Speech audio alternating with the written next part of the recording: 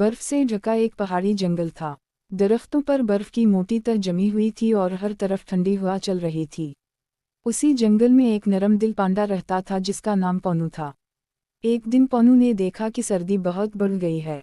छोटे परिंदे कांप रहे थे, खरगोश के बच्चे अपने बल में छप गए थे और नदी का पानी बर्फ बनने लगा था। पोनू ने दिल में कहा, मुझे सबको सर्दी से बचाना होगा। वो फौरन अपने बड़े भैंस के घर में गया और गर्म पत्तों, लकड़ियों और कपड़ों के टुकड़ों को इकट्ठा करने लगा।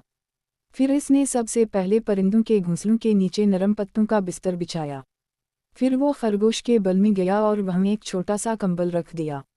इसके बाद वो हिरन के बच्चों के पास गया और उनके गर्द बर्फ से बचने के लिए लकड़ियों की दीवार बनाई। सारी रात पोनू सर्दी में दूसरों की मदद करता रहा। उसके अपने हाथ ठंड से नीले पड़ गए मगर दिल गर्म था। सुबह जब सूरज निकला तो पूरा जंगल जाग गया। सब जानवर खुशी से बोले, पोनू ने हमें सर्दी से बचाया। पोनू मुस्कुरा कर बोला, अगर हम सब एक दूसरे का ख्याल रखें तो सर्दी भी हमें कुछ नहीं कह सकती। इस दिन के बाद पोनू जंगल का हीरो बन गया, जो हर सर्दी में दूसरों के लिए गर्मी ले आता था।